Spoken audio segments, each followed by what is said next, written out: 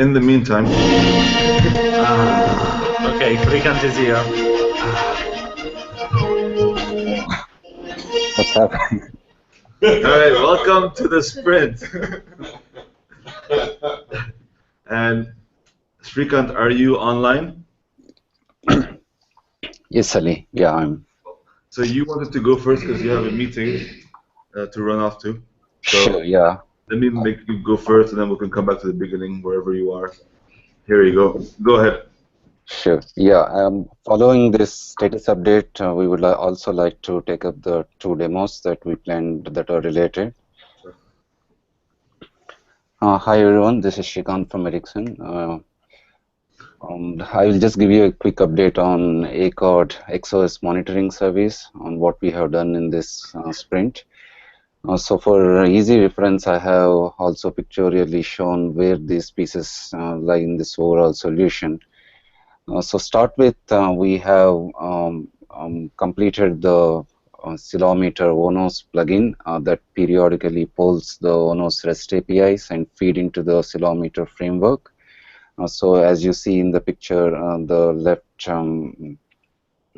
right side bottom, you see the ONOS plugin that is part of the Oscillometer core, which interacts with the ONOS REST APIs. So the related story is implementing some REST APIs inside ONOS that were missing for us to support some of these statistics. So one of them is the table statistics and then port statistics REST APIs.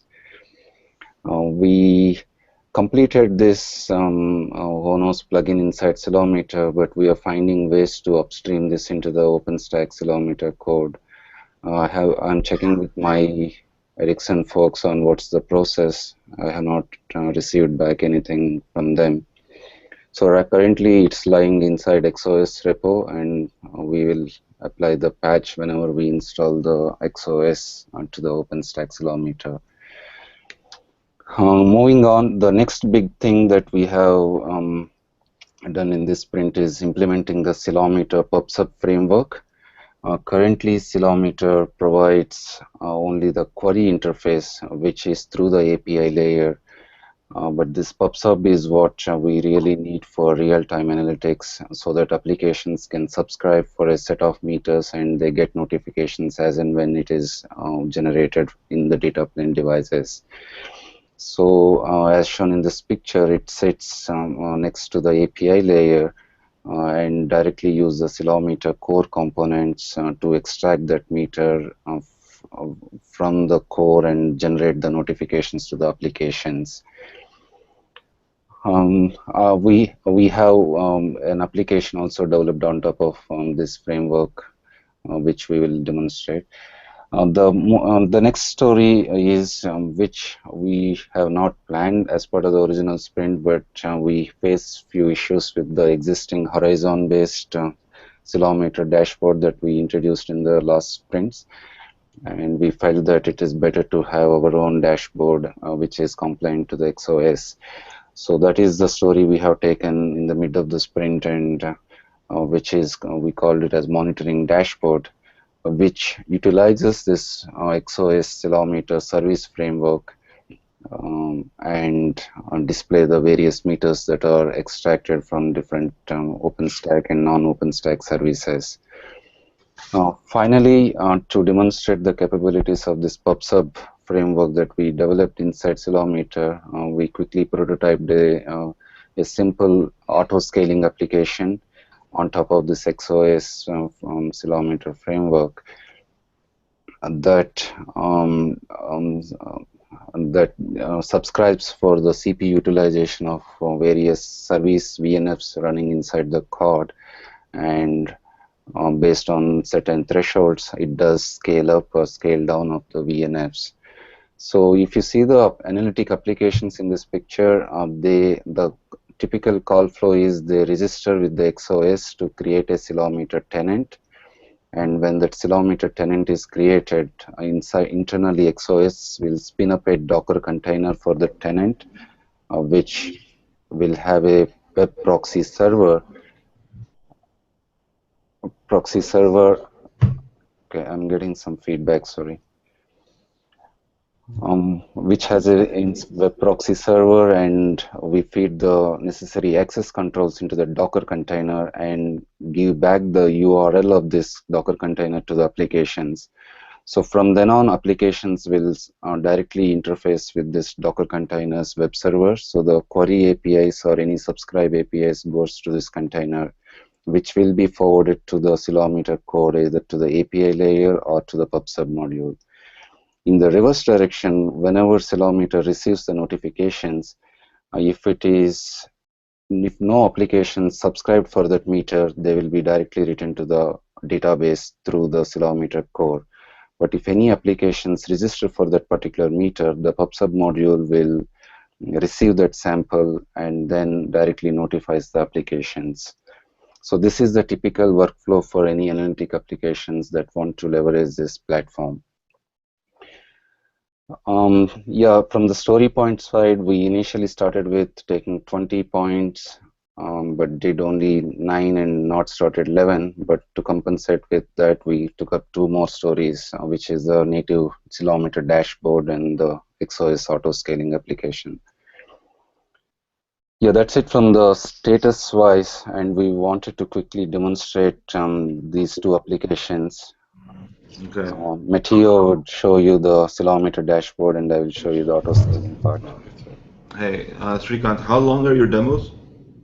Maybe 5 to 10 minutes. Okay, let's try and make them 5 minutes. Okay. Okay. So let me give you control. First, give it. First to me. First to Matteo. Okay. So stop sharing. Matteo. Everyone. And go ahead, share your screen. Okay. I've already shared. Yeah, good. Cool. Okay. This is the new native XOS monitoring dashboard, and we have integrated the data from the accelerometer with the data from XOS and group our statistics by service. In each service, you can find grouped all the slides that are used from that service and all the resources that output the statistics in the accelerometer. For every kind of resource, you have different meters. Like this one is an instance, so you can see memory, CPU utilization, and that kind of information, while these other are network ports, so you can see incoming and outgoing rates. We also have a resume for the statistics in the wall slice, and we can generate chart showing the statistics for a single instance or whatever, and we are able to compare this data with similar instance that belongs to other service or other lies. You can easily add and remove them from the chart to have a complete view, and if the line view is not what you're looking for, you can have a bar view that can be more detailed. This is what we achieve integrating the accelerometer dashboard in XOS.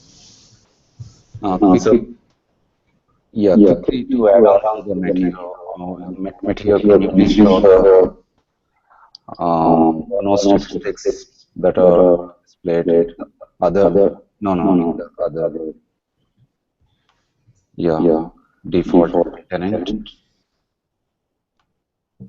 Yeah, right now we have 2 OpenFlow switches in our code environment, but seems like they have the same name. So, they are all coming with the same device ID. So these are the various OpenFlow statistics that we extract from the ONOS controller as part of the flow statistics, port statistics, and table statistics. Similarly, one last thing that I want to show you is the service VCPE meters. If you go on to the service VCPE, So here you will find, other than regular infrastructure level meters, you will find the service level meters also. For demonstration, we have integrated few VCP DNS related meters that can be visualized here. Yeah, you can go back to that list. Srikant, where are you getting these values from? These are coming from VCP containers.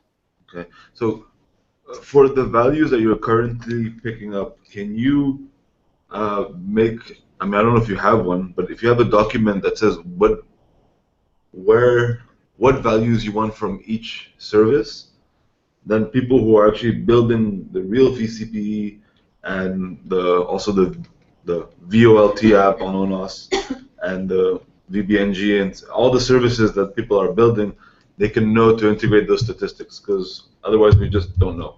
Correct. There is already a document that describes how to add new meters to this whole framework.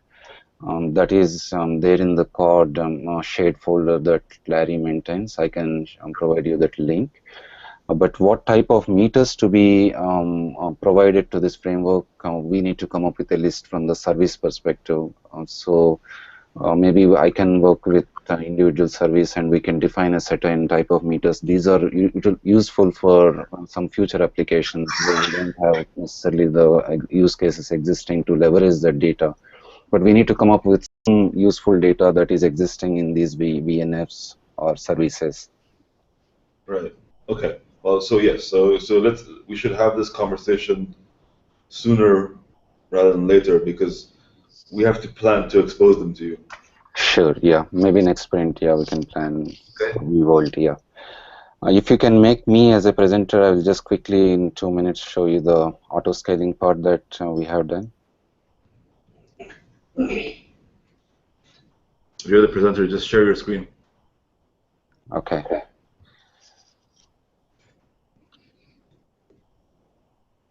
Okay. Hope you are able to see my screen. Yeah, maybe if you make the font a little bigger. Okay. How do I do that? Command Shift plus, Command Shift plus, or Command plus.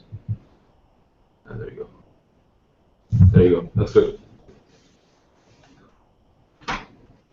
Okay. What I'm planning to show here is the CPU utilization based auto scaling. So currently, I will set the interval inside the compute nodes to give me meters at every 20 seconds. 1 second, sorry.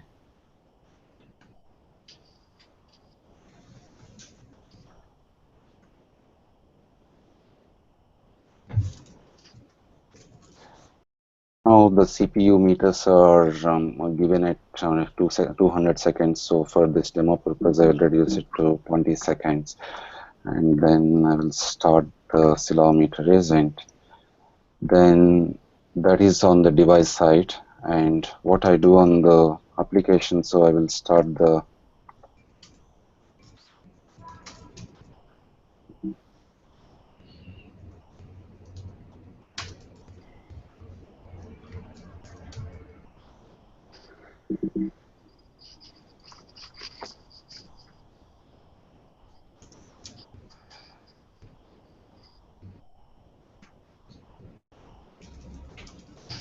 Okay, this is the auto scaling application, and then I will run the corresponding GUI.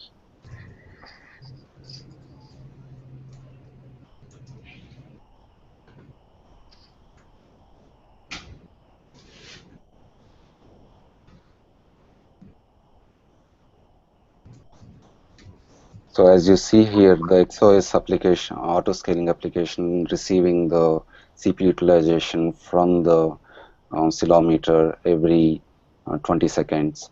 So this is the GUI we have quickly developed to demonstrate this. So the auto scaling functionality I want to show you on the service hello world. So what I will do is I will go to the particular VM and generate some fake CPU load on this particular VM.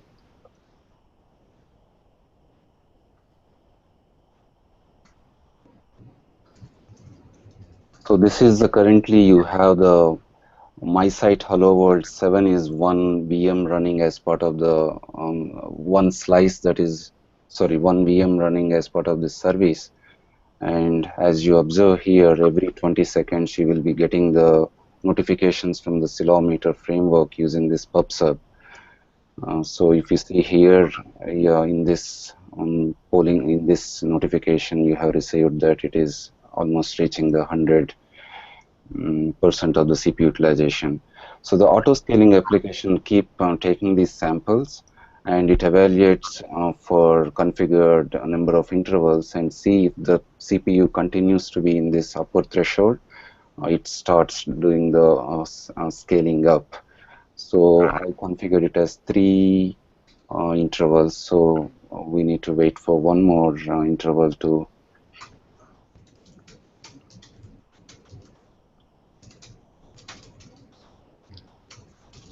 by now it should detect the auto scaling. See, it has detected auto scaling and it used the XOS service API to the auto scale. So eventually we should see a additional VM to be created for this particular VNF or service for which we will get the CPU utilization. It takes a while to boot up this second VM and start getting the measurements from that particular VNF.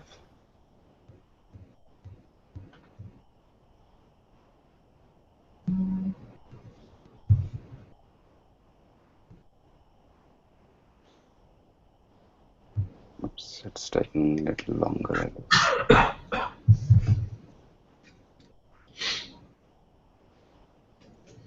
Okay, now if you see, earlier we used to have the Hello World 7, and now there is another VM is spawned for this particular service. So it's currently we have only one metric from that particular. So I will just stop the fake CPU load on this node so that we will eventually see the scaling down part and then we will be done with it.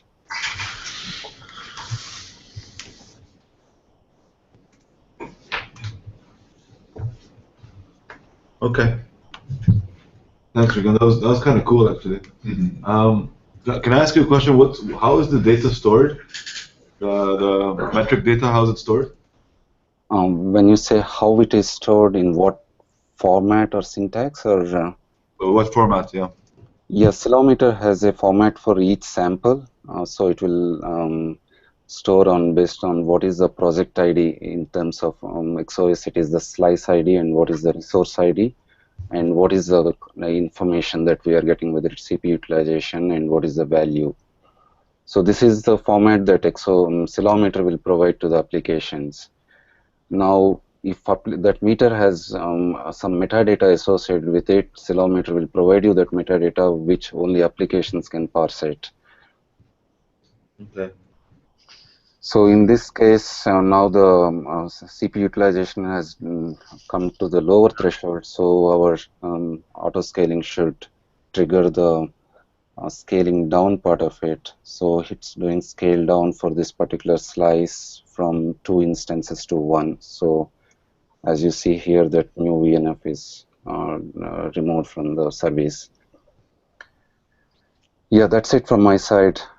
Cool. That's pretty cool. Thank you. Yep, thank you. Yeah, how do I release the...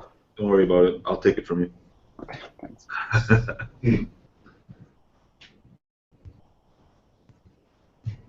Oh, I need a...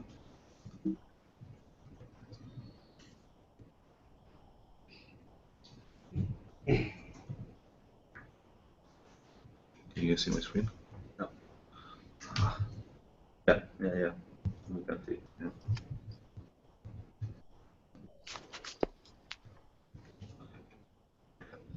I need a charge. So now that Srikant, who wanted to go first, has gone, let's just do a quick overview of the sprint. So we've initially accepted 205 story points.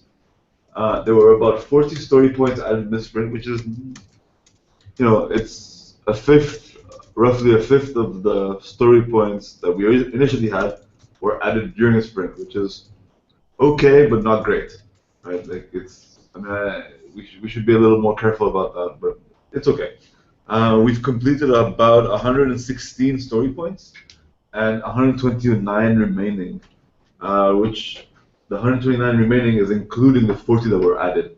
We have 33 points in progress and 106 not started. So if we remove the 40 that were added, we have about 60 story points not started, as opposed to the as opposed to 106 right now. So it's not too bad. So that's actually pretty good, pretty decent. So completing 116 story points for a 3-week sprint, good. I'm happy. So with that, let's move on to the OLT and multicast. I grouped them together because they're right now. When I say multicast, I mean multicast focused around the OLT and not the multicast in the fabric or not the multicast in the vRouter. So one thing is we have a corrected Q&Q support where we can actually swap from one to the other via configuration. So swap from stacked VLANs to Q&Q. IGMP query support will be added next week by PMC. That's the part of IGMP which queries the end host and asks them, what do you think you're watching, basically? What groups are you subscribed to? We can't packet those out downstream right now because of a OLT bug. So that's been identified and is being fixed. The multicast application, which handles membership information, so basically IGMP joins and leaves from the set-top boxes in the person's house, is implemented, and it's awaiting some a UVerse feed so it can be tested. That'll probably happen next year. The OLT driver and pipeliner implementation has started. This has been pushed off purposefully up to now because the OLT OpenFlow support was always changing, so there's not much point in implementing this. Now we're getting to a point where we have much more stability. So at least stability in terms of the OpenFlow interface. So the implementation has started, and I hope to finish it in a plane. And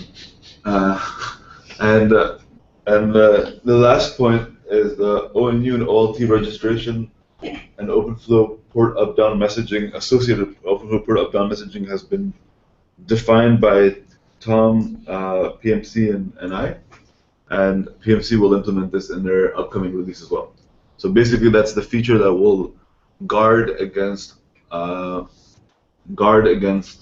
one, subscribers getting services that they hadn't subscribed to, and secondly, subscribers going away and therefore forcing a re-authentication when they come back. Okay. Any questions?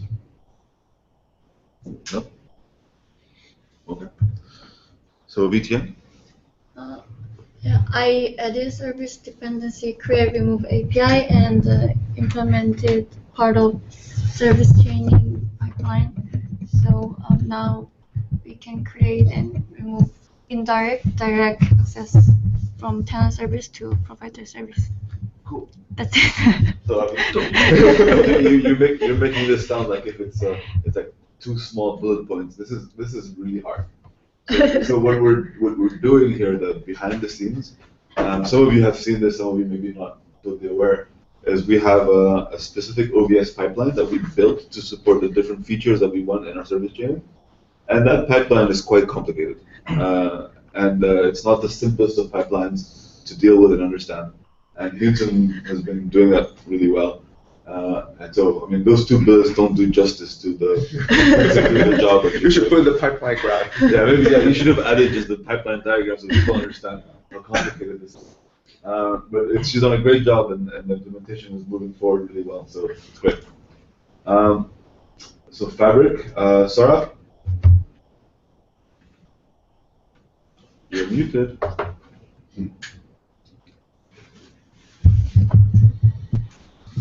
Mr. Das?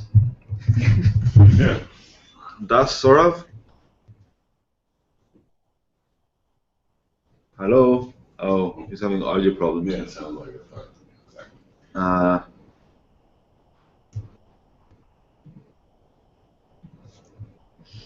You wanna leave and rejoin or something? Or Charles, can you handle this? Probably problem. Probably problem. Okay. Okay. Let's move on. And Saurav, if you manage to rejoin, just come out back on and shout. John, vRouter? Yeah. So for the vRouter, I've managed to finish sort of rearranging all the routing stuff that I needed to do within ONOS, so that the FPM module that I built is now pushing routes into the routing stack. So this means in the control plane that ONOS is able to receive routes from Quagga and know about them. And those are routes coming from any protocol, BGP or OSPF or anything else. And then in the data plane, I'm working on pulling together a similar kind of model to what we have for BGP router, which is a single switch BGP speaking router. So I've taken like the base code that they have for programming the data plane. I'm adding support for untagged interfaces because currently it only supports interfaces with VLAN tags. And then also with Saurav, I was working on implementing what we call control plane traffic redirect. So in BGP router, the control plane traffic is being tunneled through OpenFlow. So a BGP packet comes to the router, it gets encapsulated in an OpenFlow packet and then sent to the controller. But we want to not do it that way, and we want to keep the control traffic in the data plane basically. So the Quagga will be directly connected to a port on the switch, and when control traffic, OSPF or BGP traffic comes into the router, into the switch, we'll just direct it at that port where the Quagga is listening. So it keeps the control traffic in the data plane. And so we need to kind of design some stuff around that, and we've started working on that. And then think about how we're going to implement that on the various pipelines that are supported. And then Don and Stephen at the Atlanta Foundry have been working on setting up a test router, which is going to try and emulate the WAN setup that we'll have in the real deployment. And so they've finished the unicast part of that at the moment, and so that we're just starting to get access to that and being able to start setting up our Quagga and start pairing with that and seeing what works and what doesn't. So that work has just started, and that'll continue over the next. Okay. Thanks. Thanks, John. This is cool.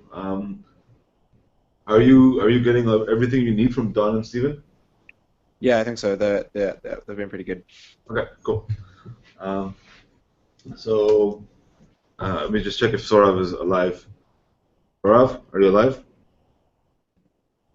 Guess not. Maybe I need to kick him out. Yeah, because I think he maybe quit and then he can't join back in because the channel's full. Oh. Let me just eject him. No, he was there. He just left. But... I just kicked him out. He'll join back. He'll join back when. Anyway, if he doesn't join back at the end, I can really quickly give an update. Okay. All right. XOS guys. Yeah. So so on Cloud Lab, we integrated Scott's containers on bare metal setup into the cord configuration. So right now the VSG is running on Docker on the host operating system. Okay. I was able to resolve some of the remaining data plane issues that I was seeing, and so now it seems like traffic is flowing freely between the subscriber clients and the internet. We replaced the broadband shield DNS filtering that we had in place at ONS. That was a commercial solution, so we replaced that with a really simple solution based on DNS mask and IP tables. And so there was a conversation on the mailing list about this, and I guess there's some other options, including an ONOS app that might actually be nicer and fit in better with the goals of Cord. But Larry felt pretty strongly that we needed to have something here for the reference implementation sooner rather than later. So I just did a quick and dirty thing, and then we can replace it when we have something better. I was going to demo all of this working, basically show the ONS demo again running on Cloud Lab, and it was working up until right before this call when I had to reboot one of the components, and now things seem to be in like a weird state where I'm just getting intermittent connectivity from the client. So unless I can fix that in the next couple of minutes, then I guess I'll have to delay the demo. Okay. Yeah. So sorry about that. Yeah. These things happen. Yeah, they always happen. Exactly. So we started building another development environment based on DevStack because it seems like there's a lot of demand for people who want to run XOS and Cord in their lab, and so it seems like DevStack might be an easy way to get there. And so we created a recipe to set up XOS to talk to a single node DevStack. So we don't have the full Cord configuration yet running with DevStack, but it's kind of like a first step. And I guess in the next sprint we plan on fleshing that out. So my slides just disappeared, but I think I was pretty much done. Sorry, I'm trying to Get Sora back in. I'm trying to get Sora. Sorry. No problem. There you go. So yeah, You're- so I am done. Okay. So Let me just see if I can get Sora back in, which I doubt, but.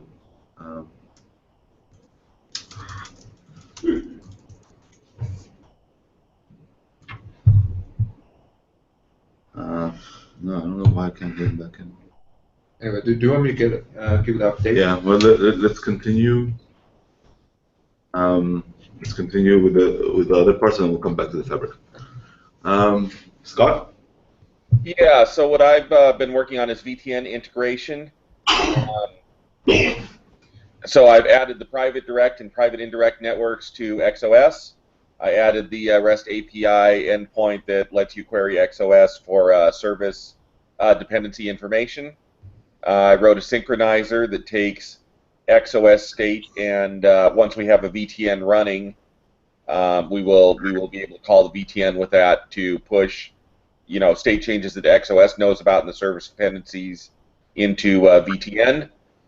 And all of this looks like it should be working, but we're not actually running VTN yet, so the big to-do item is to get VTN up and running underneath XOS and do some actual testing.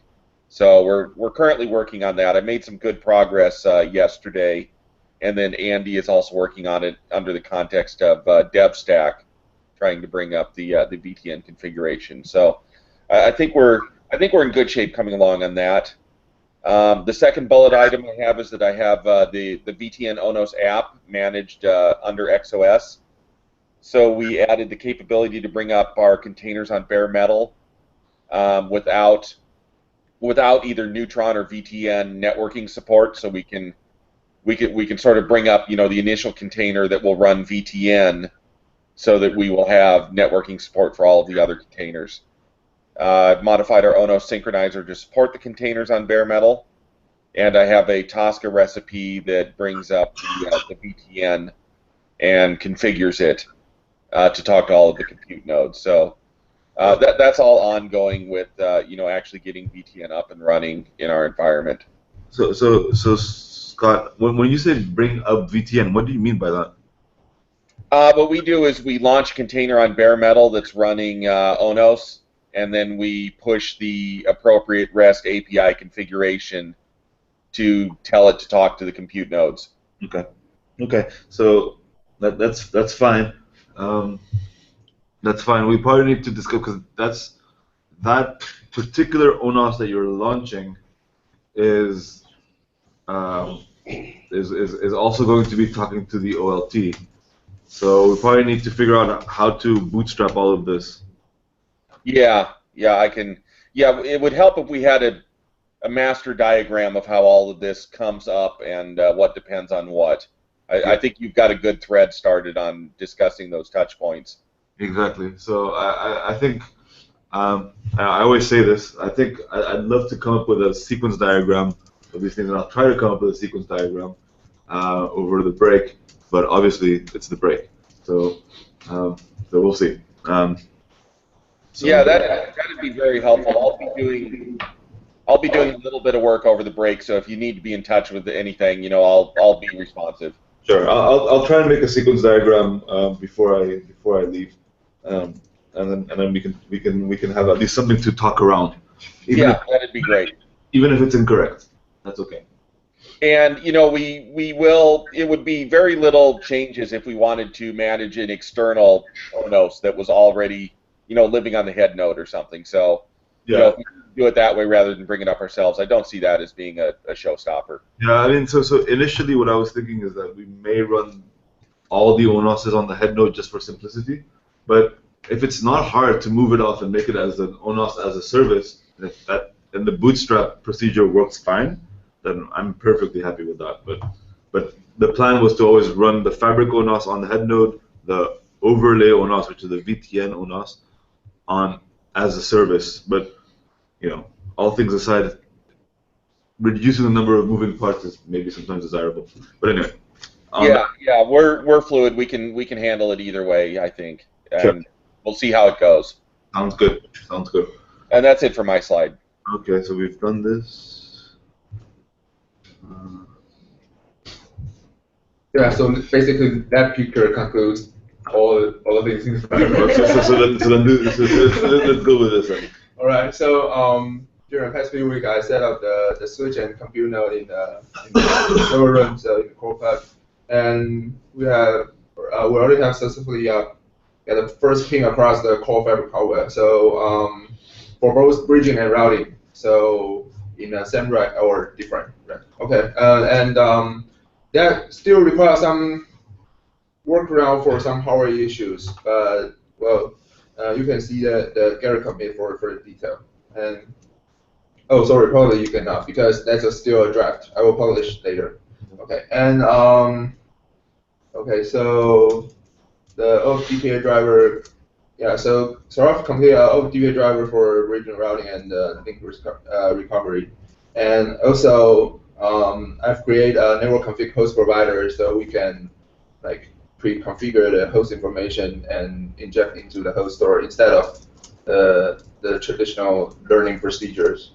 And also there's actually I don't know about OF test. Probably it's done by Flavio, I guess.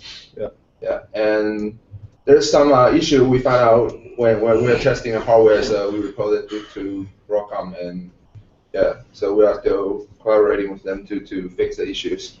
And our next step will be support special traffic in the application, including cross-connect traffic between OLT and BSG, which is a double VLAN tag traffic, and the multicast traffic. Yeah. So Makes sense. that's it. Makes sense. We need to, for the multicast part, it's yet another one of those touch points between the multicast app that handles the OLT's multicast and the one for the Fabric, where I need to tell you, someone joined and they're living on that OLT. So we just it's a detail. It's not a detail, but it's for the initial release it might be a detail. For the full core reference implementation, it's not really a detail. Yeah, the information can probably also pass through the network config, right? That might be we have to see how fast that is. Okay. And it's also these things. Well, we're going to have to figure out some numbers around these. How many leave joins happen per second really on a real system, because that will inform our design of all the multicast applications, whether it can be consistent apps or not, whether they can be programmed via just be event driven, so like can we react to just a multicast event and just do it, or do we have to be more in line? Because if we're getting more than several thousand events per second, then we can't react to them. We have to be in line.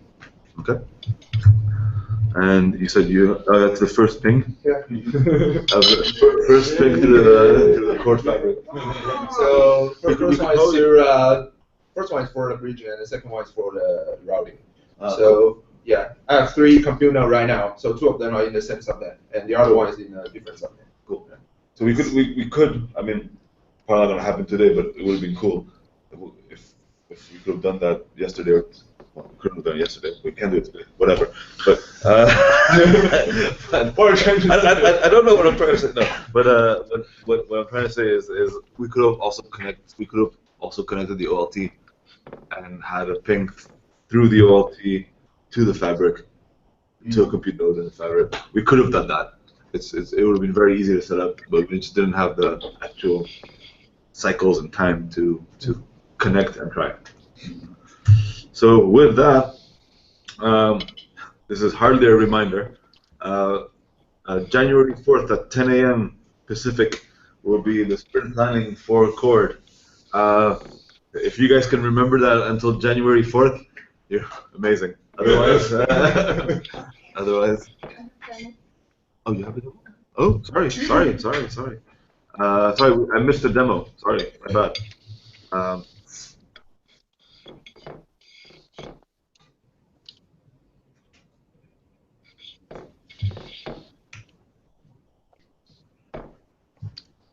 Go for it.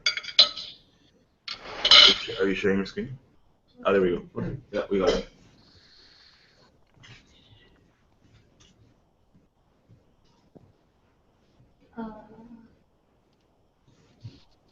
I will show the service chaining works today.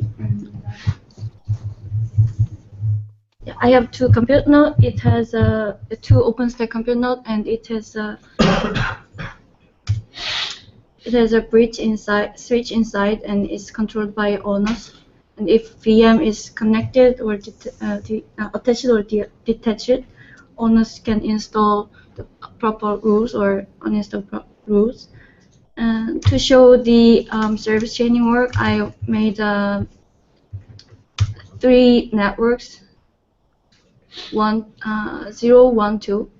You can think you might think it's 3 different service 0, 1, 2, and I made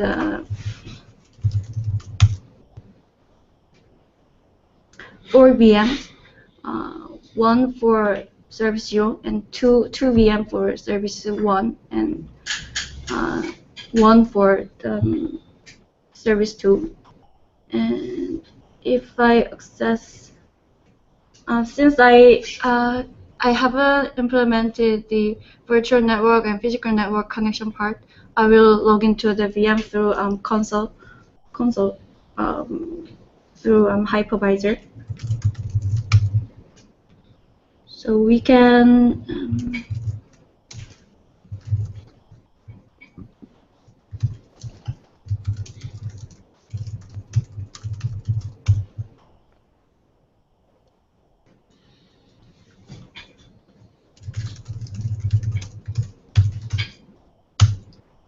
you can access VM like this way.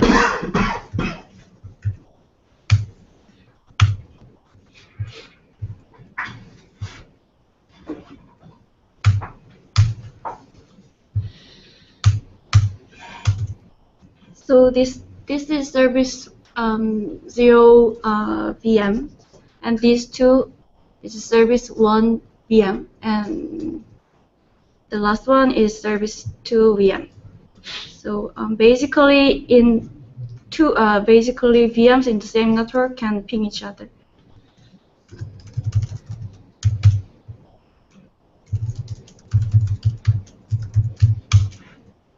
Works fine, but ping to the other service will not work.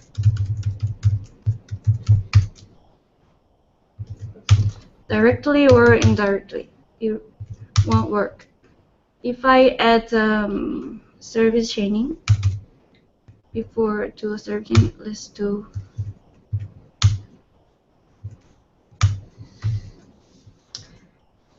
I will going to add a dependency from service 0 to service 1.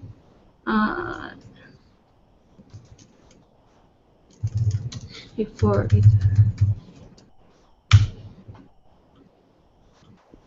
You see, because there's no service chaining rules are installed, this ping traffic will be dropped right now. If I add a service, if I add service chaining from network 0 to network 1,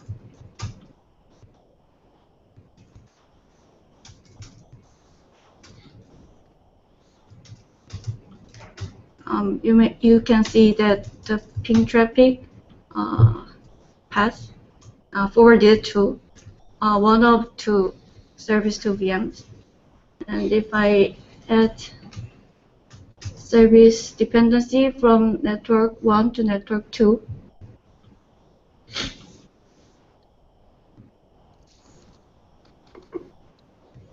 you can see the traffic keep forwarded to service 2 VM. And if I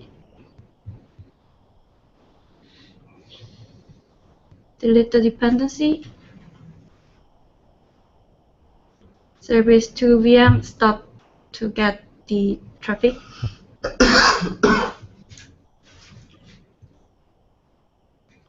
If I remove all the dependencies, service 2 VM stops to get traffic. That's all. Fantastic. This is really, really amazing. Yeah, that's really cool.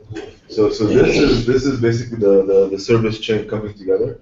So when Houston, maybe for the people who don't have the full picture, when Houston says I can't reach the next service directly or indirectly, what she's saying is from one service we have a notion of accessing another, talking to the next service via what we're calling a service IP, which allows us to just generally contact another server via a load balance route. Right? So the traffic coming from service A will reach service B and hit a VM, some VM in service B via a load balance route. When she says directly, it's a VM in service A wants to talk to another specific VM in service B. And these are the two modes of operation. And here what you're seeing as well is the traffic flows through the service. You can't ping the next service, right? Because traffic is only flows in one direction out of your chain. So that's why when you're pinging, say Google, like she was, when you're pinging Google, right, you see the traffic going through your VMs, but first they don't exit the kernel; they stay in the kernel space. And if you want to process this traffic, do something to it, you either have to do it in the kernel or you have to proxy that traffic. There's no other way of doing it, right? Because the traffic is not destined for you, so you can't do anything about that. The important thing is to understand that that's why we have to capture the packet and to observe it. We can't just ping the next service because the dependencies are directional. Okay, but thank you. That's really a huge step forward. So it's kind of cool to get to the last sprint and see kind of all the different parts coming alive slowly. We have some blood pressure and some the cord is starting to have a bit of a heart that's starting to pump. So this is good. This is great. So oops.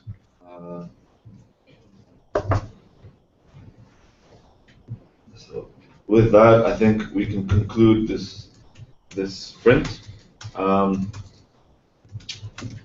So see you in January. Happy holidays, and don't go crazy. All right, bye everyone.